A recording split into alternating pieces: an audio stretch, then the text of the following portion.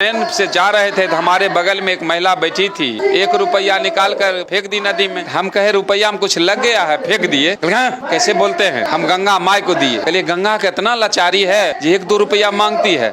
कैसे बोलते हैं, गंगा माई को दिए 1 को 2 देंगे। क्या वो कलिए दोना करने का क्या मशीन है गंगा ने? कलिए आप क्या करती हो? कल के हम शिक्षिका हैं। कलिए कितना वेतन है? 45,000। कहते 45,000 डाल दो। जब दोना करने का मशीन है, जितना डालेंगे उतना न डबल होगा। 4500 डाल दो, 90 हो जाएगा। कल क्या आपके पति गंगा नहाते हैं कि नहीं? कल के हाँ नहाते हैं। कल ये डूब लगाने मत देना। अगर डूब लगाएंगे तो 1 पति के बदला 2 पति हो जाएगा, झंझट का घर हो जाएगा। अब हम पर उलझ गई। अरे दोना करने का मशीन है तो जो चीज डालेंगे सब में डबल होगा सर। तो ये इतना अंधविश्वास। अगर गंगा नहाने से पाप धुल जाते, देश में इतना जेल जो है किस लिए है? अपराधी को गंगा नहाओ फ्री कर दो, पाप धुल जाएंगे। जेल की क्या जरूरत? डायन में मारने की शक्ति होती तो भारत सरकार इसी को सीमा पर बहाल करती। क्या जरूरत था आधुनिक हथियार और सेना लगाने? उसको करोड़ों महीना देकर सरकार को खर्च नहीं बढ़ता और दुश्मनों को मंत्र से मार गिराता। डायन एक गाली शब्द है। किसी अफसर घर में महिला डायन नहीं होती है। अधिकारी लोगों को कभी भूत नहीं पकड़ता है। जहाँ शिक्षा का अभाव है वहीं डायन है, वहीं ओझा है। गरीब निसहाय है, महिला है, गरीब है, उसी को डायन कहा जाता है। अमीर घर की महिला को डायन नहीं कहा। आज तक हम नहीं देखे हैं कोई अफसर को भूत पकड़ते हुए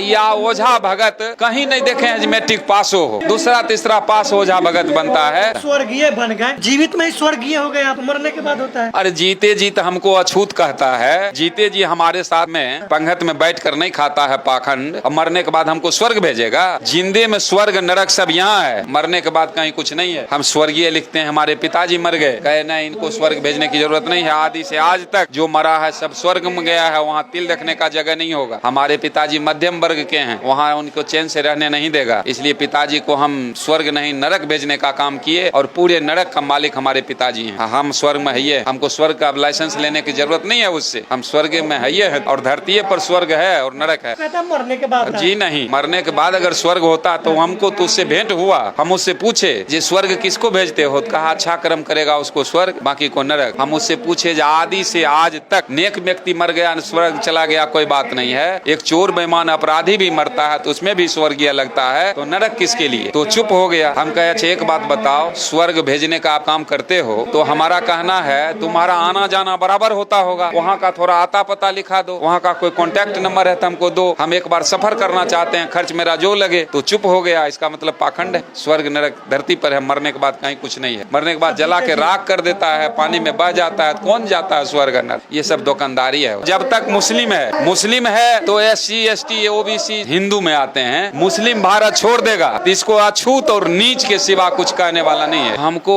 हिंदू के कहेगा, हमको अछूत और नीच कहेगा। जो आज से सैकड़ों साल पहले जो व्यवस्था था उस व्यवस्था की कैटेगरी में रखेगा हम लोगों। नोट तो अछूत है। नोट तो हम बार बार कहते हैं ये नोट किनके हाथ गया पता नहीं। किसी नेक व्यक्ति के हाथ गया, अपराधी के हाथ गया, गाय काटने वाला का हाथ गया, बकरी काटने वाला का हाथ गया। सबसे अछूती नोट है। मंदिर मस्जिद में नोट चढ़ाना बंद कर दो। नोट चढ़ाना जिस दिन बंद कर देगा तो हम समझते हैं कि हम लोग जो अछूत जो है ना, अछूत नहीं रहेंगे, इंसान हो जाएंगे। क्योंकि अछूत कहने वाला ही नहीं मिलेगा। जिस दिन मंदिरों में चढ़ावा बंद हो जाए, पंडित झांकने तक नहीं जाएगा। देश के जाने माने मानववादी जादूगर स्वर्गीय सियाराम महतो जी इस वक्त मेरे साथ है, जो पूरे देश में भ्रमण करके लोगों को जागरूक कर रहे हैं। अपने जादू के माध्यम से ये बताने की कोशिश करते हैं कि जादू कोई चमत्कार नहीं है बल्कि वह विज्ञान है। जो चीज जानकारी से दूर है उसको जादू कहते हैं। ऐसा स्वर्गीय सियाराम महतो जी बताते हैं। यूपी के इटावा में 2 यादव कथावाचक के साथ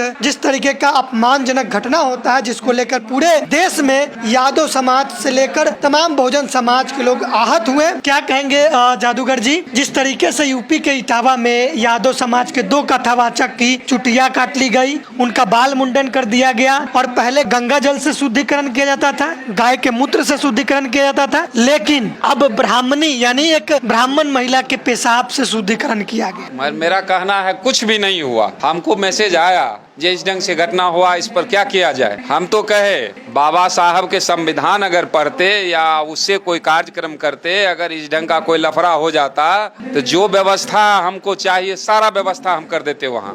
लेकिन वहाँ व्यवस्था हुआ जे कथा कर रहे थे जादव होकर, तो उसको जूता से मारता ना तब अच्छा होता, उसका नींद खुलता। ऐसा क्यों कर रहे हैं? क्योंकि ये थेथरे हुआ जो पोगापंथी वो ब्राह्मण समाज कर रहा है, वही काम ये भी करना शुरू किया।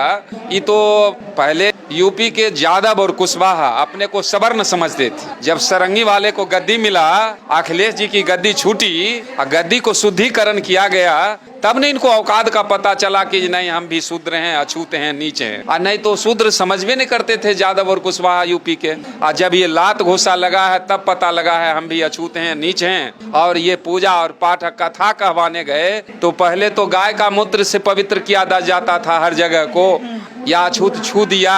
अब तो ब्राह्मणी के पेशाब से छीटा शरीर पर। और यादव और कुशवाहा जिस दिन जाग जाएगा देश का व्यवस्था बदलेगा। हम कहते हैं अछूत और शूद्र से अच्छा जानवर का खाल है, मरे जानवर का खाल जो आप देखते हैं। ये शूद्र जाता है मंदिर में तो मंदिर छुआ जाता है, लेकिन मरे जानवर का खाल मंदिर में रखा रहता है, वो शुद्ध है। कैसे? जैसे जानवर का खाल कैसे नहीं है, जैसे ढोलक जो बना है किसी मरे जानवर का खाल से बना है और ढोलक मंदिर में रखा रहता है, और इंसान जाता है तो मंदिर छुआता है, तो वह मरे जानवर के खाल के बराबर ही सुधरवा नहीं है। फिर भी इतना जूता लगने के बाद, इतना पिटाई होने के बाद, कई जगह इसको हत्या कर दिया, फिर भी इसका नींद नहीं टूट रहा है। तो हम तो कई मंच से कहे हैं, इधर मध्य प्रदेश में भी हम कई मंच से कहे, वो कुछ नहीं किया।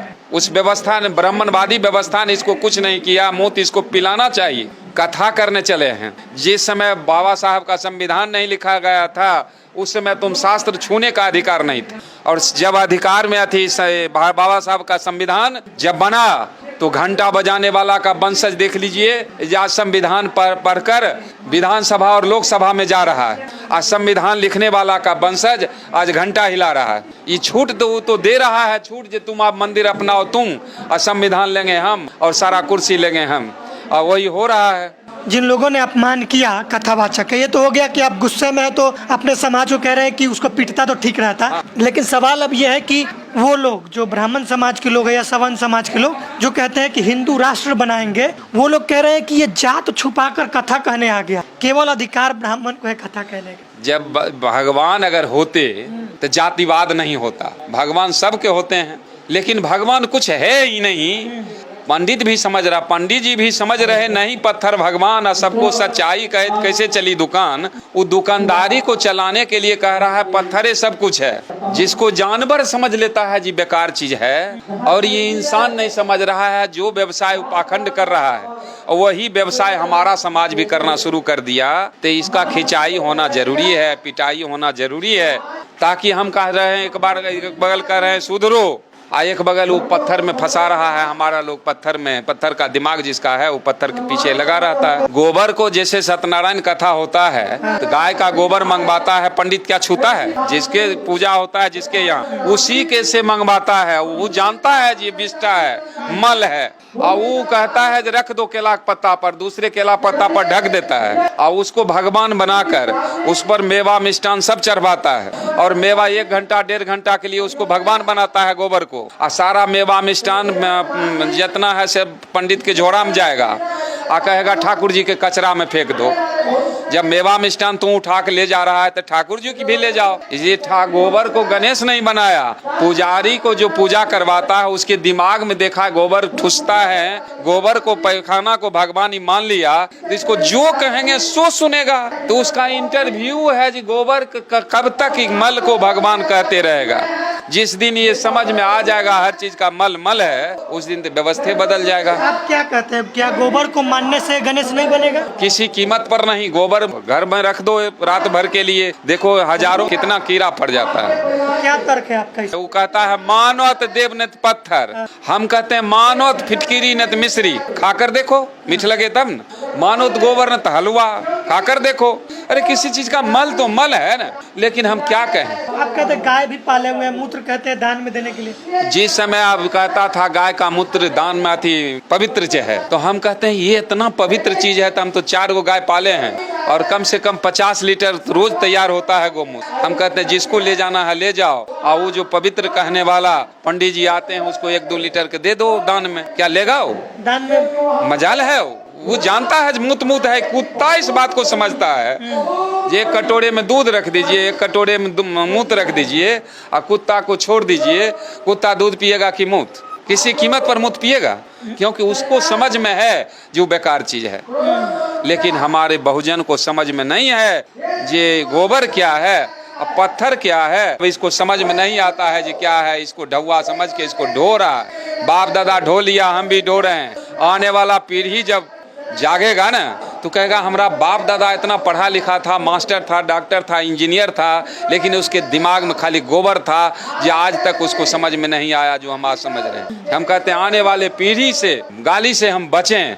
इसके सुधार के लिए हम पूरा देश घूम रहे हैं और लोगों को बता रहे हैं ये धरती पर सब कुछ है। मरण जन्म से पहले कुछ नहीं था, मरने के बाद भी कुछ नहीं है। इसी जीवन जो है ना जन्म से शुरू होता है और मृत्यु के बीच में ही सब कुछ, और जन्म और मृत्यु का मुहूर्त नहीं है और रोज मुहूर्त के चक्कर में जा रहे हैं। कि आप जब ट्रेन से जा रहे थे तो गंगा में एक महिला पैसा फेंक दी, तो चाहे कि वो बताया।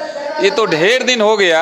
हम एक नदी में सफर कर रहे थे तो ट्रेन से जा रहे थे तो हमारे बगल में एक महिला बैठी थी।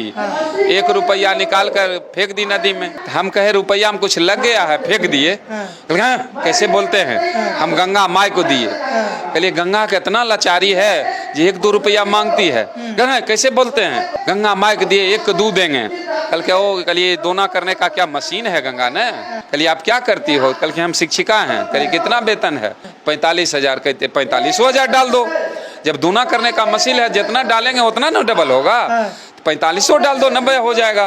कल क्या आपके पति गंगा नहाते हैं कि नहीं? कल के हाँ नहाते हैं। कल ये डूब लगाने मत देना। अगर डूब लगाएंगे तो 1 पति के बदला 2 पति हो जाएगा, झंझट का घर हो जाएगा। अब हम पर उलझ गई। अरे दूना करने का मशीन है तो जो चीज डालेंगे सब ने डबल होगा सर।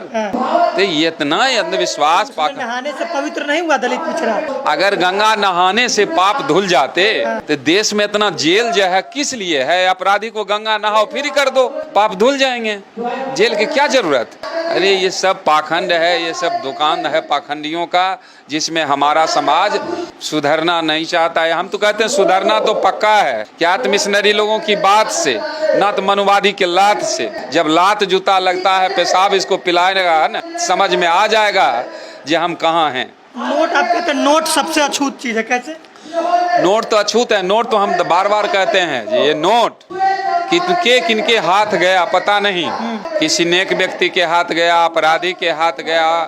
ये रखिए गाय काटने वाला का हाथ गया, बकरी काटने वाला का हाथ गया। सबसे अछूती नोट है। मंदिर मस्जिद में नोट चढ़ाना बंद कर दो। नोट चढ़ाना जिस दिन बंद कर देगा तो हम समझते हैं कि हम लोग जो अछूत जो है ना, अछूत नहीं रहेंगे, इंसान हो जाएंगे।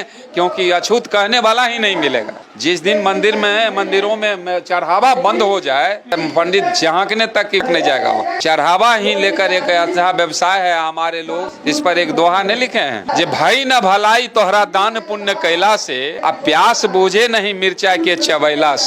पाप कटता नहीं गंगा में नहैला से, गधा न घोड़ा होते केतनो साबुन के लगैला से। मुर्दा जिंदा न होते दवा खूब पियोला से, मूर्ख ज्ञानी न बनी चंदन के लगैला से। सर्प न विष तजे दूध के पियोला से, कटे न कलेश हनुमान चालीसा पढ़ला से। कौआ न बगुला होके कपूर के सुंघौला से, पाखंडवाद तभी मिटी हैं जब विज्ञानवादी बात समझला। जिस दिन हमारा लोग समझ जाएगा पाखंड समाप्त हो जाएगा। जब तक मुस्लिम है तो SC ST OBC हिंदू में आते हैं। मुस्लिम भारत छोड़ देगा तो हमको हिंदू के कहेगा, हमको अछूत और नीच कहेगा। जो आज से सैकड़ों साल पहले जो व्यवस्था था उस व्यवस्था कैटेगरी में रखेगा हम लोगों को। इसको अछूत और नीच के सिवा कुछ कहने वाला नहीं है। एक बिहार के पूर्णिया में 5 लोगों को जिंदा जला दिया गया इसलिए कि वो डायन कहकर, कि उसके वजह से किसी के बच्चा का मृत्यु हो गया कि मंत्र से। तो क्या इसमें क्या सच्चाई है? क्या? अच्छा आप बताइए, ये 21वीं सदी में लोग चांद पर घर बसाने की बात सोच रहा है लोग, और चांद तक चला गया लोग। अगर डायन में मारने की शक्ति होती तो भारत सरकार इसी को सीमा पर बहाल करती। क्या जरूरत था आधुनिक हथियार और सेना लगाने को? उसको करोड़ों महीना देकर सरकार को खर्च नहीं बढ़ता और दुश्मनों को मंत्र से मार गिराता। डायन एक गाली शब्द है किसी अफसर घर में महिला डाइन नहीं होती है। कोई मतलब अधिकारी लोगों को कभी भूत नहीं पकड़ता है। जहाँ शिक्षा का अभाव है वहीं डाइन है, वहीं ओझा है। कानून तो ऐसा लग गया है कि अगर किसी महिला को आप डाइन कहते हैं, अगर दो गवाह हो गया तो उस पर 302 का मुकदमा चलेगा। और ये तो जबरदस्ती हो रहा है। गरीब निसहाय है, महिला है, गरीब है, उसी को डाइन कहा जाता है। अमीर घर की महिला को डाइन नहीं कहा। आज तक हम नहीं देखे हैं कोई अफसर को भूत पकड़ते हुए या ओझा भगत कहीं नहीं देखे हैं। मैट्रिक पास हो दूसरा तीसरा पास ओझा भगत बनता है। जे हम कहते हैं जे भरम में है भटका, रे भरम में है भटका, भरम में है भटका, भरम में है भटका, हाय रे मन मूर्खा, भरम में है भटका, हाय रे मन मूर्खा। अरे मिटिया के साइन के पिंडी बनैली, असियनुरा देहली तिलका, आ बाल बच्चा मिल सब गोर लगली, आ तैयो न बोलता देवता, रे मूर्खा काहे भरम में भटका। रे पढ़ल लिखल पर देव तो नहीं आवे, आ मूर्खा बनता भगता। आ जब जब ताल परे मानर पर, अरे जब जब ताल परे मानर पर, आ तब तब देहिया डोलता, रे मूर्खा काहे भरम में भटका। अरे पढ़ल लिखल पर देव तो आज तक MA BA PhD कहीं भगत ओझा बना है। तीसरा फेल औंठा छाप, उसी को बेसी मंत्र होता है। आ कहीं तंत्र मंत्र में अगर दम होता, इसका भी स्कूल कॉलेज रहता है, इसका भी कहीं पढ़ाई होता, लेकिन कहीं है। इस पर 4 लाइन का दोहा है, कहना है रे बता दे सजनी है, बता दे सजनी है, बता दे सजनी, रे कैसन जादू टोना मंत्र बता दे सजनी। अरे गाँव गाँव शहर में खुलल, अरे गाँव गाँव शहर में खुलल स्कूल कॉलेजवा, अरे गाँव गाँव शहर में खुलल स्कूल कॉलेजवा। आ कहीं ना पढ़ाई कर, अरे कहीं ना पढ़ाई कर, कैसे बढ़े है नॉलेजवा। आ कहीं ना प्रोफेसर ये कर, एको नहीं मास्टर बता दे सजनी, ए बता दे सजनी, कैसन जादू टोना मंत्र। अरे कितना हथिनिये में भी ये मास्टर और डॉक्टर, अरे कितना हथिनिये में भी ये मास्टर और डॉक्टर। अरे ओवरसीयर इंजीनियर नेता कलेक्टर, आ कोई नहीं जाने हथिन, अरे कोई नहीं जाने हथिन डाइनी वाला मंत्र बता दे सजनी, हे बता दे सजनी, कैसन जादू टोना मंत्र। कैसे कैसे डाइनी बान मारे काढ़े छै करे जावा, कैसे कैसे डाइनी बान मारे काढ़े छै करे जावा। आ कैसे के ऊपर उखाड़े एको नहीं छेदवा। आ कहे छै स्वर्गीय सियाराम, रे कहे छै स्वर्गीय सियाराम, ई समझदारी के अंतर बता दे सजनी, कैसन जादू टोना मंत्र। ये सब झूठ बात है। मतलब डाइन वाइन किसी को मारता नहीं है मन। केवल ये हवा बना करके लोगों को शोषण करने का, गरीब को प्रताड़ित करने की व्यवस्था है। डाइन गाली शब्द है। स्वर्गीय बन गए तो जीवित में ही स्वर्गीय हो गए आप, तो मरने के बाद होता है। अरे जीते जी तो हमको अछूत कहता है। जीते जी हमारे साथ में पंगत में बैठ कर नहीं खाता है पाखंड, और मरने के बाद हमको स्वर्ग भेजेगा। जिंदे में स्वर्ग नरक सब यहाँ है, मरने के बाद कहीं कुछ नहीं है। इसलिए हम स्वर्गीय लिखते हैं। हमारे पिताजी मर गए, कहे नहीं इनको स्वर्ग भेजने की जरूरत नहीं है। आदि से आज तक जो मरा है सब स्वर्ग में गया है, वहाँ तिल रखने का जगह नहीं होगा। हमारे पिताजी मध्यम वर्ग के हैं, वहाँ उनको चैन से रहने नहीं देगा। इसलिए पिताजी को हम स्वर्ग नहीं नरक भेजने का काम किए, और पूरे नरक का मालिक हमारे पिताजी हैं। और आप स्वर्ग में? हाँ, हम स्वर्ग में है। हमको स्वर्ग का लाइसेंस लेने की जरूरत नहीं है उससे, हम स्वर्ग में है तो।